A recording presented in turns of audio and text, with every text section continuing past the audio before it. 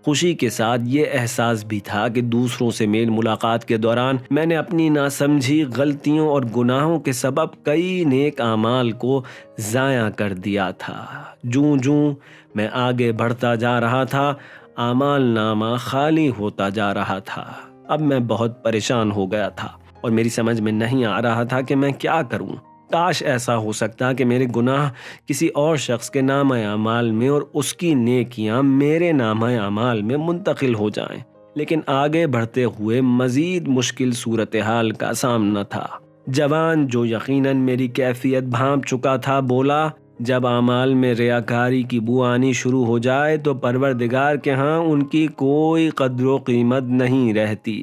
جس عمل میں غیر خدا کو شریک کر لیا جائے تو پھر وہ عمل اسی شریک کے لائق ہو جاتا ہے۔